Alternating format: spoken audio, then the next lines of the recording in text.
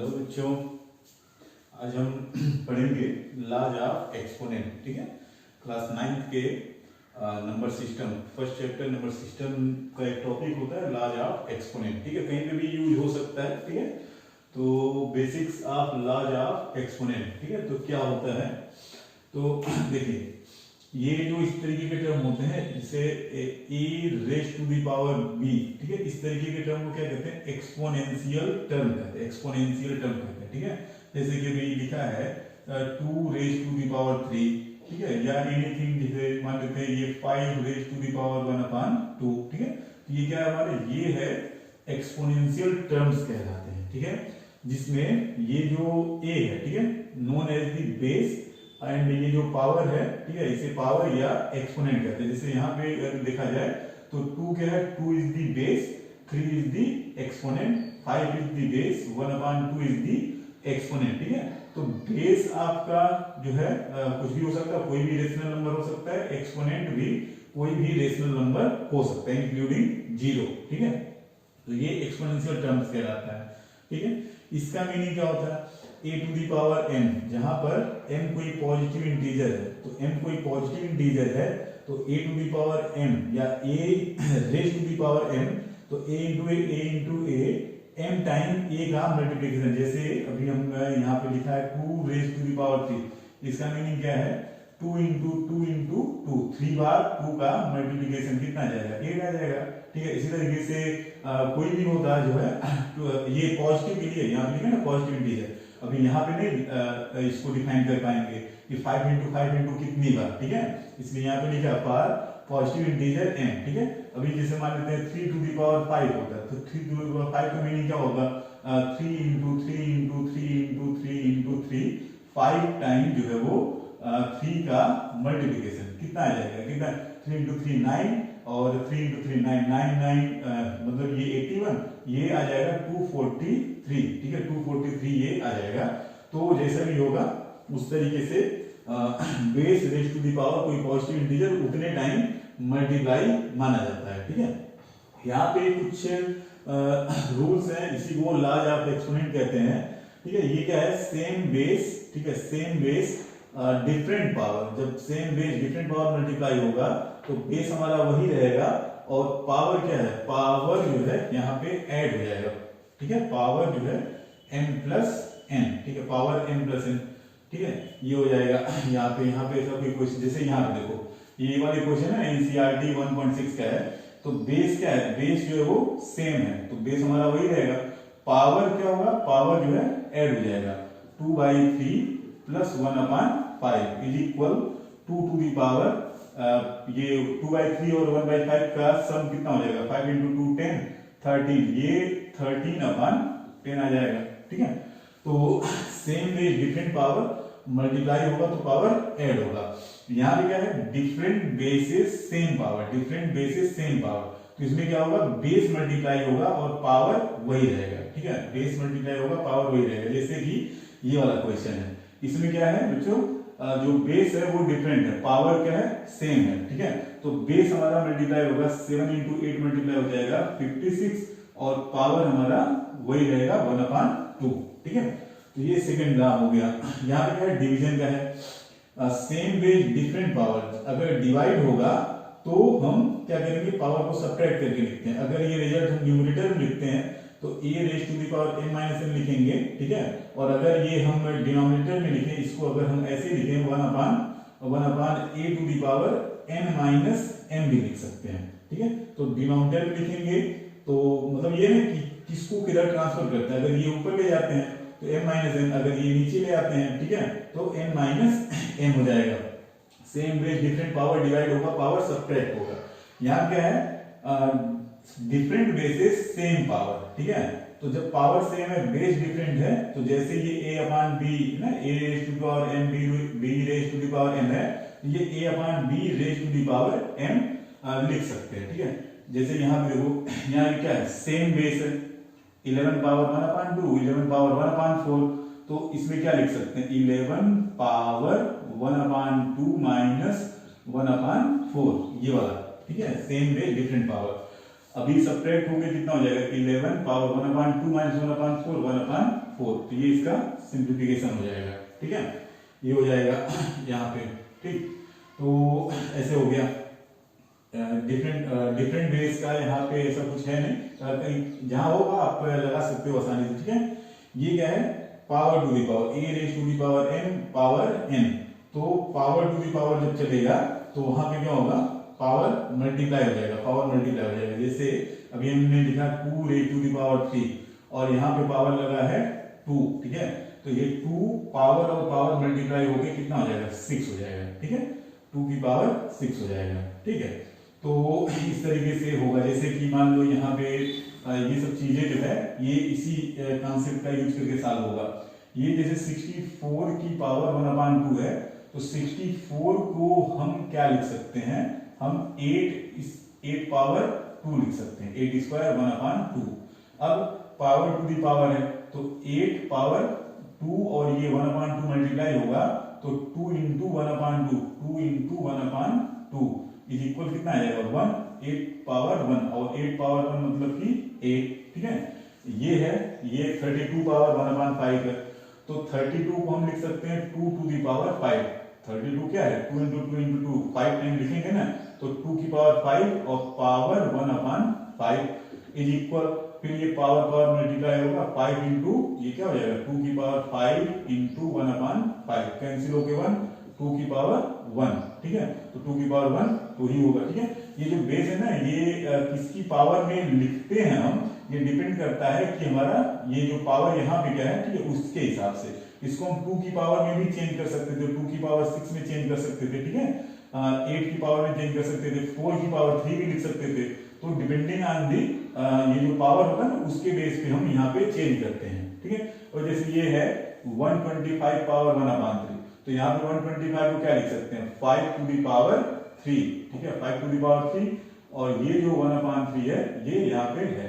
फिर ये power to the power multiply होगा, तो पावर मल्टीप्लाई होगा 3 इंटू 1/3 इज इक्वल टू 5 की पावर 1 इज इक्वल टू 5 हो जाएगा। ठीक है, ठीक इसी तरीके से ये है, इसे 1/20 ये 125 है तो 5 की पावर 3 लिखेंगे, 5 की पावर 3 और माइनस 1/3 इज इक्वल 5 की पावर 3 और माइनस 1/3 मल्टीप्लाई होगा -1 आएगा। ठीक है, 5 की पावर -1। अब ये 5 की पावर -1 क्या लिख सकते हैं वो यहां से पता चलेगा, a raise to the power -n को 1/a to the power n लिख सकते हैं। अगर पावर नेगेटिव है तो इसको हम डिनोमिनेटर में ले जा सकते हैं। ठीक है, इसको क्या लिख सकते हैं 1/5 to the power 1/5 to the power 1 मतलब कि 1/5 लिख सकते हैं। ठीक है, ये हो गया। यहाँ पे है पावर टू दी पावर का कॉन्सेप्ट, ये 1/3 रेज टू दी पावर 3। ठीक है, तो ये जब हम ऊपर ले जाएंगे इसे हम 3 की पावर -3 लिख सकते हैं अपॉन पावर 7। ठीक है, 3 और power to the power multiply तो ये 3 टू दी पावर -21। इसे हम फिर अपान में लिखना चाहें तो ऐसे भी लिख सकते हैं 3 टू दी पावर 21। ठीक है, मतलब ये है न्यूमरेटर टू डिनोमिनेटर हम जब मूव करेंगे तो पावर का जो साइन है वो चेंज होता है। ठीक है, प्लस से माइनस, माइनस से प्लस होता है। ठीक है, ये है anything power 0 is equal to 1, anything power 0 is equal to 1। जैसे भी यहाँ पे लिखा कहा जाए कि ये जो है 2 raise to the power 3, 3 raise to the power 2 raise to the power 0, 3 raise to the power 0 upon 4 raise to the power 0 की वैल्यू कितनी होगी। ठीक है बच्चों, तो 2 raise to the power 0 anything power 0 1 होगा, एनीथिंग पावर 0 1 होगा, एनीथिंग पावर 0 1 होगा, 1 प्लस 1 2, 2 अपॉन 1 कितना 2। ठीक है, तो कोई भी छोटा एक्सप्रेशन बड़ा एक्सप्रेशन कुछ भी लिखा हो अगर पावर 0 है, ठीक है, पावर 0 है तो होल वैल्यू कितनी आएगी 1 आएगी। ठीक है, ये हो गया। ये है जो है nth रूट, जैसे हम स्क्वायर रूट निकालते हैं, क्यूब रूट होता है, फोर्थ रूट, इस तरीके से इसे कहेंगे nth रूट। ठीक है, ये जो यहाँ पे सर्ड लगाएगी ना, ये रूट जो है यहाँ पे n, ये कोई भी पॉजिटिव इंटीजर अगर है तो इसका meaning a to the power 1 upon n होता है। ठीक है, जैसे अभी ये लिखा है, यहाँ पे लिखा ये है 32 और यहाँ पे 5 लिखा है। ठीक है, इसका मीनिंग है 32 पावर 1/5। अब इसको जैसे अभी ऊपर सिंप्लीफाई किया उसको हम सिंप्लीफाई कर सकते हैं, ठीक है। तो यहाँ पे जो रूट के अंदर यहाँ छोटा सा लिखा होता है ना, तो ये पावर में लगता है 1/, करके, ठीक है, 1/, करके ये जो है लगता है, ठीक है। तो ये हो गया, ठीक। ये आपका जो है एक्सपोनेंशियल इक्वेशन सॉल्व करने में हेल्प करता है। a to the power b is equal c, then a is equal c to the power 1/b, meaning power जब हम ट्रांसफर करते हैं इक्वल के एक से दूसरे साइड में, तो वो पावर अगली साइड में जाता है तो वो 1/, में करके लिखते हैं, ठीक है। जैसे अभी कहा जाए कि x to the power 3 is equal to 8, ठीक है। तो बताइए x क्या होगा, तो x is equal 8 पावर कितना 1/3, और बाकी जो 8 है, अभी 8 को हम क्या लिख सकते हैं, 8 को लिख सकते हैं 2 की पावर 3, तो पावर 1/3, पावर मल्टीप्लाई होके ये आ जाएगा 2। आप वैसे भी समझ सकते थे कि x³ इज इक्वल 8 है तो x क्या होगा 2 होगा, ठीक है।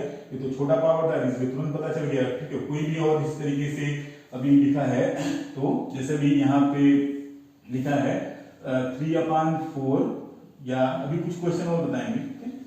अभी यहाँ पे कुछ और क्वेश्चन देखते हैं। तो ये है लॉज ऑफ एक्सपोनेंट, ठीक है। ये लर्न होना चाहिए, छोटे क्वेश्चन से लगाए कुछ और बड़े क्वेश्चन में इनका यूज होता है, ठीक है। और ये आपके कुछ एनसीईआरटी एक्सरसाइज 1.6 के कुछ क्वेश्चन थे जो यहाँ पे सॉल्व हो गए, ठीक है। तो अभी कुछ और क्वेश्चन हम आपको बताते हैं।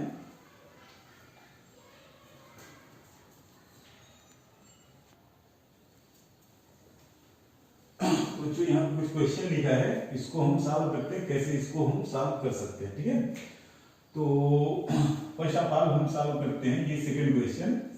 तो यहाँ पे देखिए जो लॉज हमने पढ़े हैं उसका यूज कैसे है, देखिए x raise to the power a upon x raise to the power b, तो सेम बेस डिवीजन है, तो क्या लिख सकते हैं x raise to the power a minus b, power क्या होता है सब्ट्रैक्ट होता है, ये जो है a plus b into x to the power b upon x to the power c, same base different power, तो डिवीजन में क्या होता है पावर को हम सब्ट्रैक्ट करते हैं b minus c, power b plus c into यहाँ पे x raise to the power c upon x raise to the power a है, तो x raise to the power c minus a लिख सकते हैं, और ये जो पावर है वो हम एज इट इज रहने देंगे, ठीक है।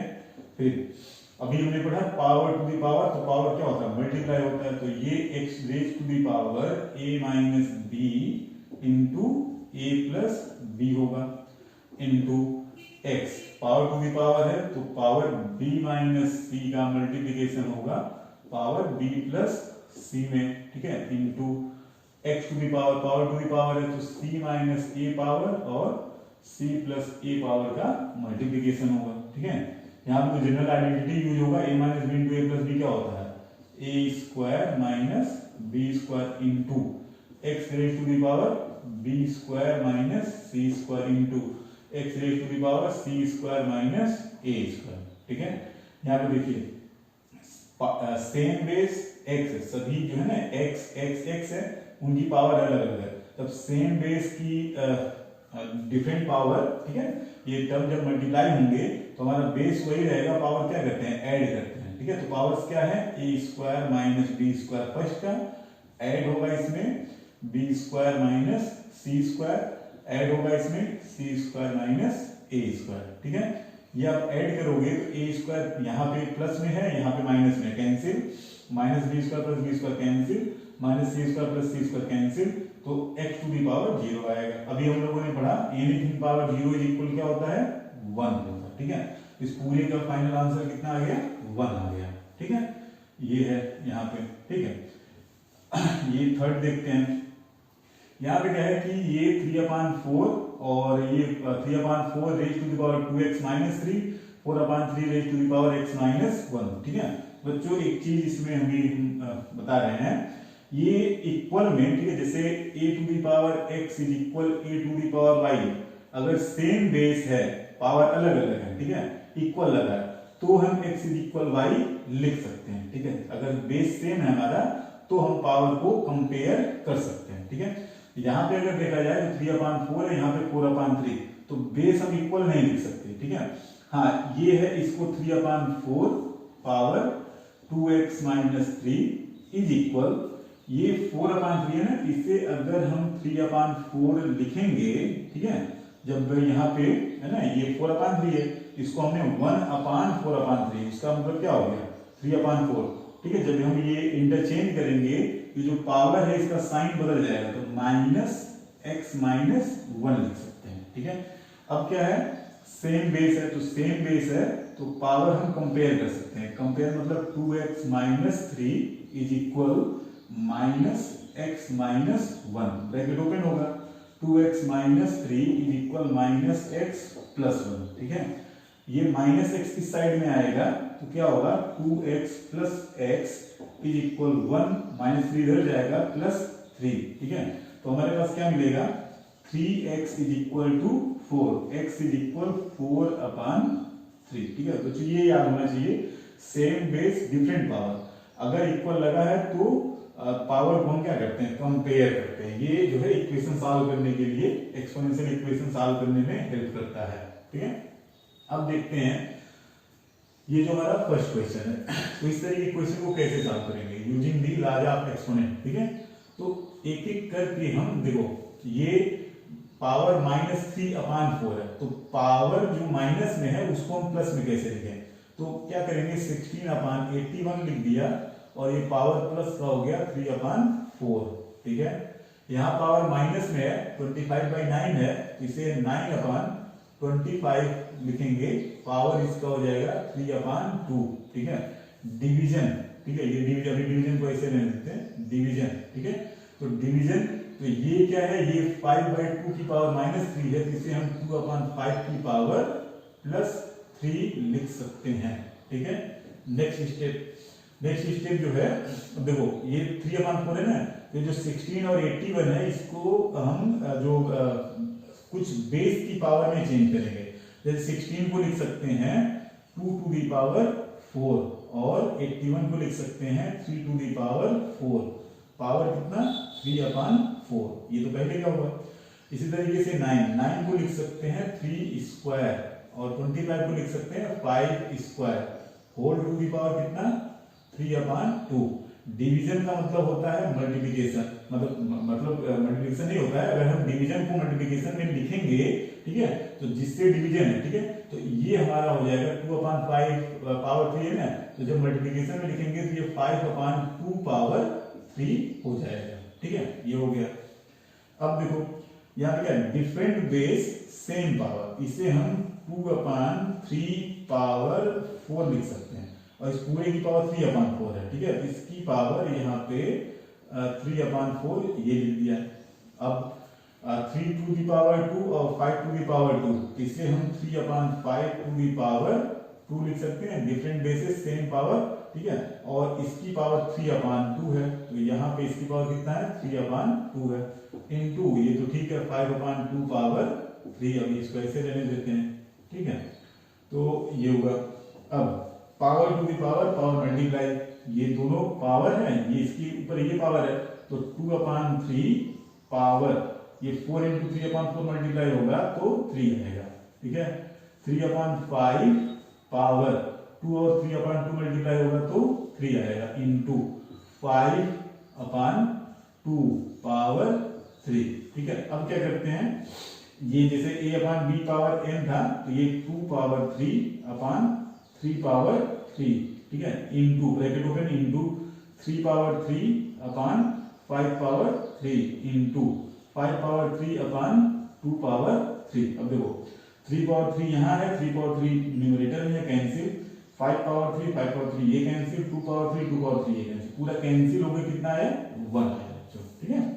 तो इस तरीके के और भी क्वेश्चन होते हैं, तो हम इसी तरीके से सॉल्व करते हैं, ठीक है। जो हमारा लॉ हम पढ़े हैं उनका यूज करते हुए एक एक स्टेप हम ध्यान से सॉल्व करते हैं, और फाइनली हम अपने आंसर तक पहुंच सकते हैं, ठीक है बच्चों। तो ये है कुछ और क्वेश्चन, वीडियो एंड में कुछ और क्वेश्चन दिए जा रहे हैं, आप उन्हें सॉल्व करिएगा।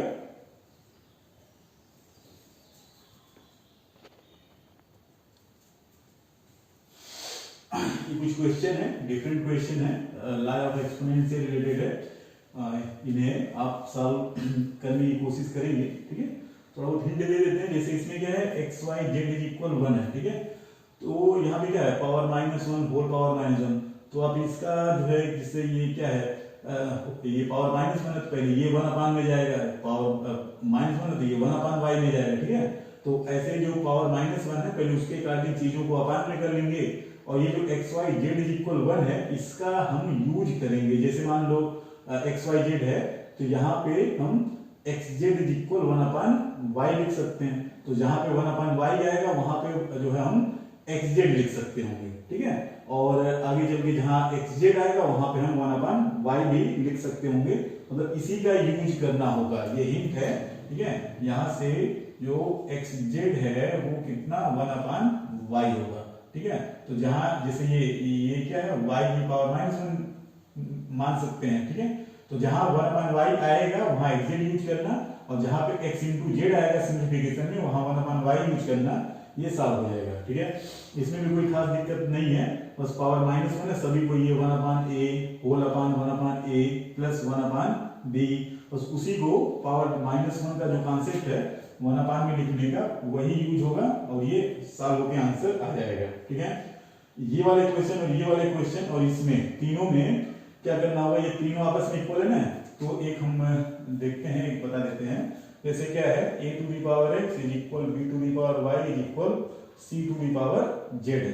तो ये मान लेंगे कि ये मान लो कि ये एक नंबर k के बराबर है, ये हमने मान लिया, ठीक है। तो a to the power x is equal k, तो a इज इक्वल कितना k, तो अभी बताया था पावर ट्रांसफर होगा तो पावर 1 अपान में होगा, ठीक है। ऐसे b to the power y भी किसके बराबर k के, ये तीनों आपस में k के बराबर सपोज किया गया है, तो b इज इक्वल कितना k to the power 1 upon y, और इसी तरीके से c to the power z is equal k मानेंगे तो c is equal k to the power 1 upon z आएगा, ठीक है।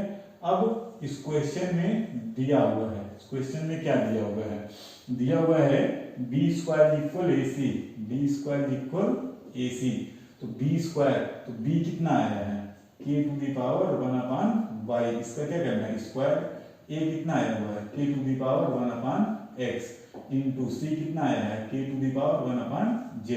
अब यहाँ पे लॉ ऑफ एक्सपोनेंट यूज करेंगे, पावर टू दी पावर, तो k टू दी वही पावर मल्टीप्लाई होगा 2 अपान y लिख सकते हैं, k to the power 2 upon y, same base different power, तो k to the power 1 upon x plus 1 upon z, ठीक है। अब इक्वल है, सेम बेस और बीच में इक्वल है, तो इक्वलिटी अगर लगा है सेम बेस है तो पावर को इक्वल कर देंगे, 2 upon y equal 1 upon x plus 1 upon z, ठीक है।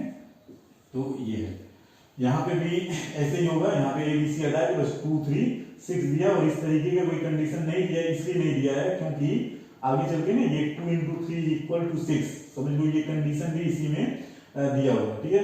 ये क्वेश्चन भी ऐसा ही है, ये जो है ना ये क्या है x रूट ऑफ, इसका मीनिंग क्या है, ये a to the power 1 upon x is equal b to the power 1 upon y is equal c to the power 1 upon z, जैसे ये था ठीक उसी तरीके से यहाँ पे पावर जो है वो 1 अपान y में आएगा, और ऐसे ही सपोज करके आप लगा सकते हैं, ठीक है।